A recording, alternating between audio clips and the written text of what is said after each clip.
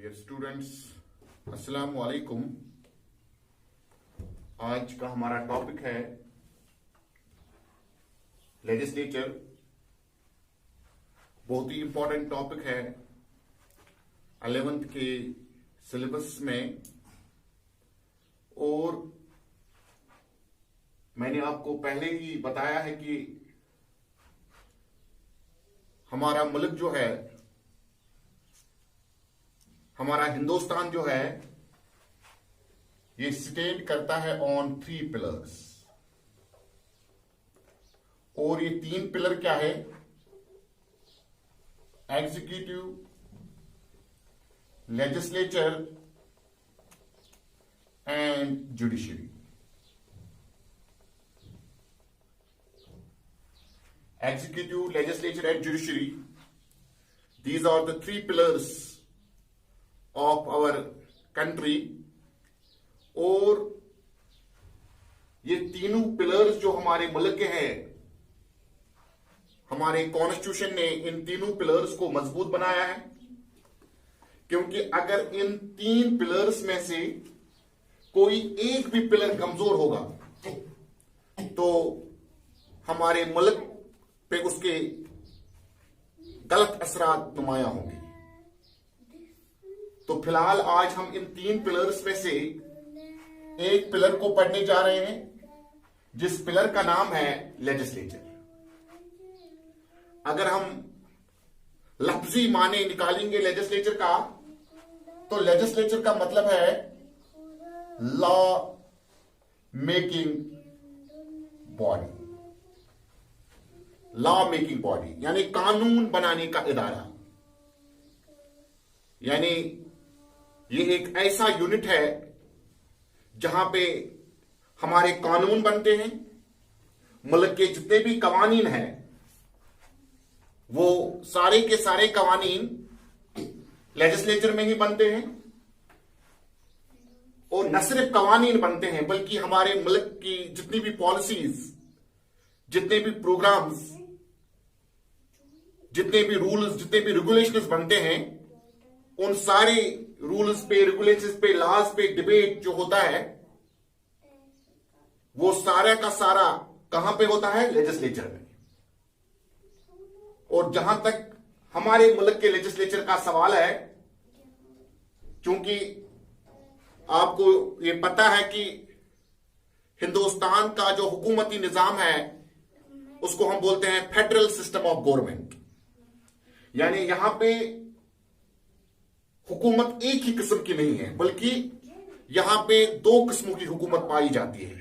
One at the central level, another at the state level. और power जो है government का, उसको डिस्ट्रीब्यूट किया गया है by our constitution between the center and the state. And when the power is shared between the center and the state, this type of government is known as federal system of government। Already मैंने आपको ये बताया है। लिहाजा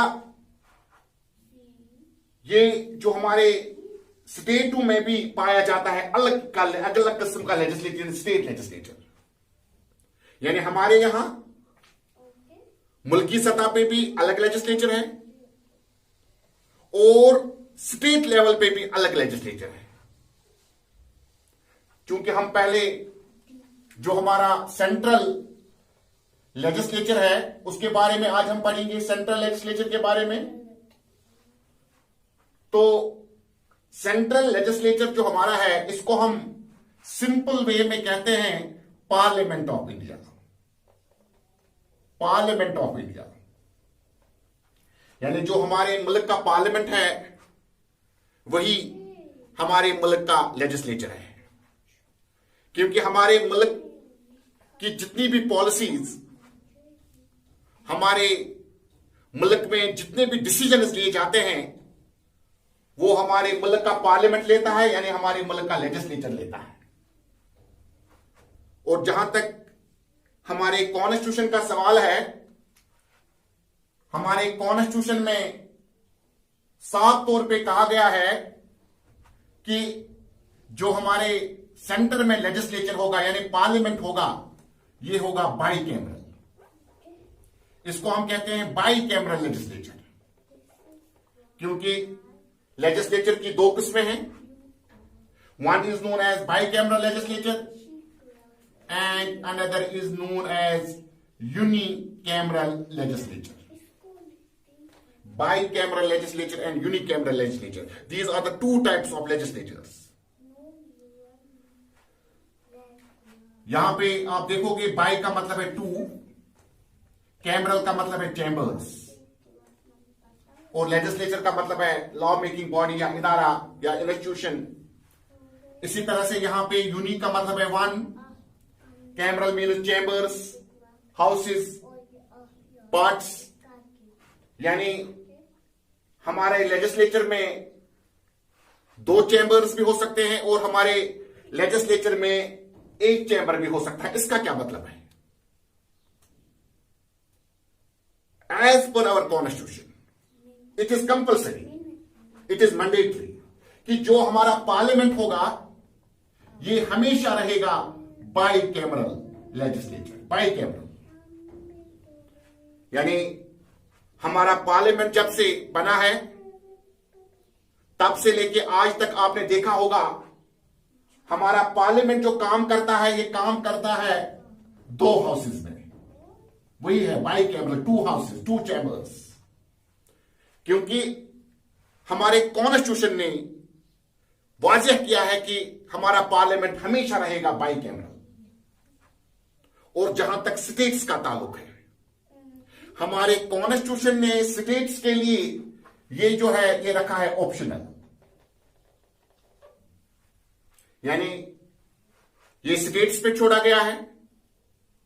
अगर state चाहें तो वो अपने स्टेट में बाई कैमरल लेजिस्लेचर बना सकते हैं.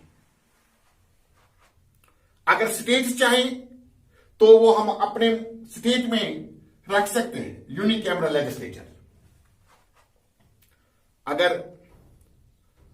आप जम्मू कश्मीर की बात करेंगे 5 अगस्त 2019 से पहले की बात, जब जम्मू कश्मीर स्टेट हुआ करती थी तब हमारे यहां जो लेजिस्लेचर हुआ करता था वो था बाई कैमरल. क्योंकि हमारे लेजिस्लेचर में भी दो हाउसेस थे, जिसको हम एक को कहते थे लेजिस्लेटिव असेंबली और दूसरे को कहते थे लेजिस्लेटिव काउंसिल. लेकिन जब से हमारी स्टेट यूनियन टेरिटरी में तब्दील हो गई और जो हमारा नया स्टेट्स रिऑर्गेनाइजेशन एक्ट 2019 बना, उसके तहत हमें यूटी का दर्जा मिला है और यूटी में हमारा लेजिस्लेचर होगा मगर वो होगा यूनिकैमरल. यानी उसमें सिर्फ एक ही हाउस होगा, यानी जिसको हम असेंबली कहेंगे. और हमारे हिंदुस्तान में मैक्सिमम स्टेट्स हैं जहां पे यूनिकैमरल लेजिस्लेचर पाया जाता है. कुछ चंद ही स्टेट्स ऐसी है जहां पे पाया जाता है बाई कैमरल लेजिस्लेचर. जैसे एग्जांपल के तौर पे मैं महाराष्ट्र लेता हूं. महाराष्ट्र में बाई कैमरल लेजिस्लेचर है. हिमाचल की बात करेंगे, हिमाचल प्रदेश की, पंजाब की बात करेंगे, वहां पे है यूनिकैमरल लेजिस्लेचर. तो अब हम पार्लियामेंट के बारे में पढ़ेंगे. यानी जो हमारे हिंदुस्तान का पार्लियामेंट है, जो हमारे हिंदुस्तान का सेंट्रल लेजिस्लेचर है, अभी मैंने बताया उसमें दो हाउसेस है. यानी पार्लियामेंट में हमारे दो हाउसेस है. बाई कैमरल जब हुआ तो दो हाउसेस. मगर आपको हमेशा याद रखना है कि जो हमारा पार्लियामेंट है, अगर आपको कंपोजिशन अपने पार्लियामेंट का बताना होगा, मैंने अक्सर देखा है कि हमेशा कहा जाता है कि parliament is the combination of to houses बस. लेकिन आपको यह बात याद रखनी है कि parliament is not only the composition of to houses, बल्कि जब भी हम पार्लियामेंट के कंपोजिशन की बात करेंगे हम हमेशा कहते हैं parliament is composed of president of India plus two houses. ये टू हाउसेस मतलब एक को हम कहते हैं लोअर हाउस और दूसरे को हम कहते हैं upper house.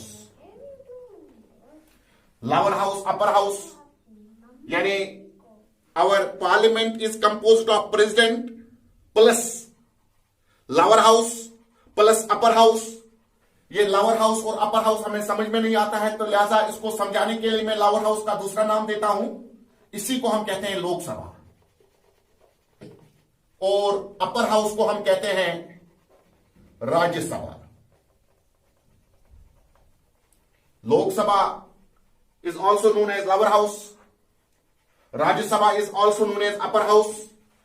Lok Sabha is also known as House of People. And Rajya Sabha is also known as House of States. यानी हमारे पार्लियामेंट का काम काज जो चलता है, हमारे पार्लियामेंट में जो लॉज बनते हैं, हमारे पार्लियामेंट में जो डिसीजन लिए जाते हैं, वो तीन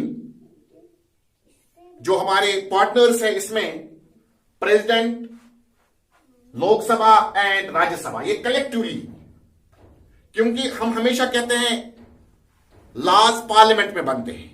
ठीक है, लोकसभा ने भी बिल को पास किया, राज्यसभा ने भी बिल को पास किया, तो हम कहेंगे लॉ बना. नहीं जी, जब तक ना उस बिल पे लास्ट पे साइन करेगा प्रेसिडेंट, हम उसको तब तक लॉ नहीं कह सकते हैं. यानी president is the main part of our parliament. या हम कोई भी डिसीजन लेंगे, उस पे लास्ट पे मोहर होनी चाहिए किसकी? प्रेसिडेंट की. इसीलिए हम कहते हैं हमारे पार्लियामेंट में प्रेसिडेंट, लोकसभा एंड राज्यसभा, ये कलेक्टिवली हमारा पार्लियामेंट बनता है. तो यहां पे आप देखिए पार्लियामेंट में दो हाउसेज हैं. बहुत ही इंपॉर्टेंट टॉपिक है आपके लिए, लोअर हाउस, अपर हाउस. अगर हम नाम से देखेंगे इनको, तो लोअर नाम हमें लगता है कि इस हाउस की अहमियत बहुत कम होगी. ये मैं नाम की बात कर रहा हूं, अभी मैं काम की बात नहीं कर रहा हूं, नाम की बात कर रहा हूं. लोअर एंड अपर, अगर हम इस नाम से इनको देखेंगे तो हमारे हिसाब से लोअर हाउस वो हाउस होगा पार्लियामेंट का जिसका वैल्यू कम होगा, अपर हाउस जिसका वैल्यू ज्यादा होगा. मगर दूसरी तरफ से जब हम देखते हैं, lower house is the Lok Sabha and upper house is the Rajya Sabha. और यहां पे कहते हैं हाउस ऑफ पीपुल, यानी लोकसभा में जितने भी हम रिप्रेजेंटेटिव चुनते हैं, लोकसभा में जितने भी हमारे मेंबर्स होते हैं, उनको लोग भेजते हैं, उनको लोग इलेक्ट करते हैं. यानी इसीलिए इसका नाम पड़ा है हाउस ऑफ पीपुल. ये लोगों का चुना हुआ हाउस होता है, ये लोगों का चुना हुआ यूनिट होता है, जिसको हम कहते हैं लोकसभा. और यहां पे राज्यसभा का मतलब है हाउस ऑफ स्टेट्स.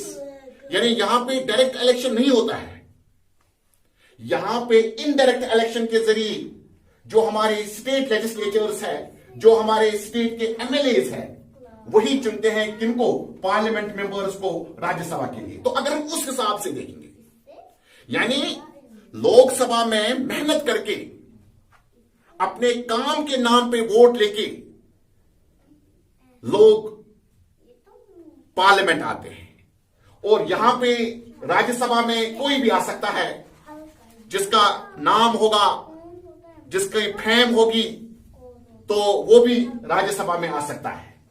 लेकिन आप देखिए यहां पे अगर house of people, house of states, तो मेरे हिसाब से होना चाहिए था क्या?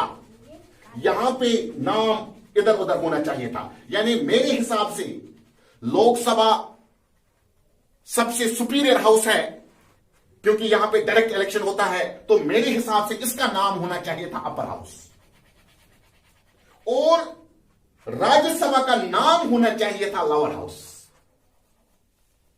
अक्सर और बेशतर कंफ्यूजन होता है बच्चों में, लेकिन कह नहीं पा रहे हैं, क्योंकि वो कहते हैं चलो जी होगा तो हमें इससे क्या मतलब.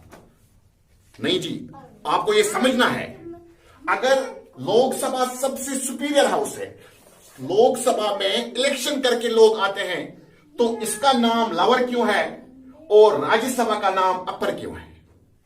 अगर मैं आपको टेक्निकल अंदाज में इसको समझाने की कोशिश करूंगा एज स्टूडेंट्स ऑफ 11th, मुझे लगता है आपको यह समझ में नहीं आएगा। अब मैं आपको यह समझाने की कोशिश करूंगा कि why Lok Sabha is known as lower house and why Rajya Sabha is known as upper house. अब मिसाल क्या है इसकी? मिसाल यह है कि फर्ज कीजिए कि हमारे घर में हमारे कजिन की शादी करनी है और उस कजिन की शादी के लिए हमारे पास बहुत सारे रिश्ते आते हैं। एग्जाम्पल, हमारे पास 4 ऑप्शंस है और इन 4 ऑप्शंस में हमें सिलेक्ट करना है कि हम अपनी कजिन की शादी किसके साथ करेंगे। ऑप्शन क्या है? ए, बी, सी एंड डी। अब हम जब रिश्तेदारों के साथ मशवरा करते हैं ये देखने के लिए कि which one is the better option, तो हम बहुत सारे क्राइटेरिया जहन में रख के फैसला लेते हैं। खानदान, एनवायरनमेंट, शराफत, ये सारी चीजें तो हम देखते ही देखते हैं, लेकिन लास्ट पे हम रोजगार के बारे में देखते हैं कि बंदा जो है इसका रोजगार है कि नहीं है, इसकी सैलरी कितनी है, ये किस किस्म की जॉब करता है, ये सारा कुछ हम ध्यान में रखते हैं। फर्ज कीजिए 4 ऑप्शन है ए, बी, सी एंड डी। अगर हम सैलरी की बात करेंगे, ए सैलरी लेता है 1 lakh per month, B 50,000 per month, C 20,000 per month and D 40,000 per month. अगर सैलरी के हिसाब से हम देखेंगे हमारे पास बेटर ऑप्शन कौन सा है, देन इट इज ए। तो हमारे लिए अपर कौन है इस वक्त in terms of salary? In terms of salary upper is A. Why? क्योंकि इसकी सैलरी है 1 लाख रुपीज। उसके बाद हमारे लिए लवर कौन सा है? सी। क्यों? सी की सैलरी है 20,000 रुपीज पर मंथ। इस हिसाब से अगर हम अपर और लवर देखेंगे तो अपर कौन है? ए। लवर कौन है? सी। उसके बाद मैं देखूंगा कि ए ये सैलरी लेता कहां से है। तो पता चला ए एक प्राइवेट टेलीकॉम कंपनी में मैनेजर है। प्राइवेट टेलीकॉम कंपनी एयरसेल, जो कि पहले ही बंद हो चुका है, या एयरटेल या जियो में मैनेजर है, तो 1 लाख रुपया सैलरी लेता है। बी ये भी किसी प्राइवेट कंपनी में जॉब करता है तो 50,000 लेता है। और सी ये गवर्नमेंट एम्प्लॉई है और डी ये भी गवर्नमेंट एम्प्लॉई है। तो उसके बाद अगर हम देखेंगे, हम कोशिश करेंगे, क्योंकि यहां पे ए की सैलरी है 1 लाख, मगर इसके जॉब की कोई सिक्योरिटी नहीं है, आज है कल नहीं होगा। जैसे कि एयरसेल में बहुत सारे लोग काम करते थे, 5-5, 6-6 लाख रुपया सैलरी लेते थे, अचानक से कंपनी बंद और उनका रोजगार छिन गया। तो इस हिसाब से अगर हम देखेंगे, नेचर ऑफ जॉब इनका देखेंगे, तो ए और सी का जॉब जो है वो सिक्योर जॉब नहीं है, लिहाजा हम इसको प्रेफर नहीं करेंगे। यानी अभी तक जो हमारे लिए अपर था, ए हमारे लिए अपर था, अब ये हमारे लिए लवर बन गया। क्यों? क्योंकि इसका जॉब, नेचर ऑफ जॉब जो है वो सही नहीं है। अब कंपटीशन है between C and D, both are the government employees. C कितना लेता है? 20,000। डी कितना लेता है? 40,000। अब यहां पे दोनों गवर्नमेंट एम्प्लॉय है, तो हमारे लिए अपर कौन सा है? डी। लवर कौन सा है? सी, क्योंकि डी लेता है 40,000 और सी लेता है 20,000। लेकिन फिर पता चला डी जो है ये गवर्नमेंट मुलाजिम है मगर है कंट्रैक्चुअल, और सी जो मुलाजिम है ये है permanent. C is the permanent employee while as D is the contractual employee. तो पहले अपर कौन था? D. लोअर कौन था? C. लेकिन लास्ट पे पता चला इसका जॉब जो है वो है परमानेंट C का, तो हम प्रेफर करेंगे किसको? C को, क्योंकि इसका जो जॉब है वो है परमानेंट। तो अब C हमारे लिए बन गया upper due to the nature of job, permanent and temporary job. D contractual है तो ये हमारे लिए बन गया लोअर, और C परमानेंट है, ये हमारे लिए बन गया upper. And same is the case with Lok Sabha and Rajya Sabha. जहां तक लोकसभा की बात है, ये परमानेंट हाउस नहीं है, ये टेम्पररी हाउस है। टेम्पररी हाउस यानी हर 5 साल बाद लोकसभा डिसॉल्व होती है और नई हुकूमत बनती है। और कभी कभार ऐसा भी हो सकता है कि लोकसभा अपने 5 साल मुकम्मल नहीं कर पाएगा, अचानक से यह हाउस डिसॉल्व हो सकता है। और जहां तक राज्यसभा की बात है, राज्यसभा कभी भी डिसॉल्व नहीं होता है।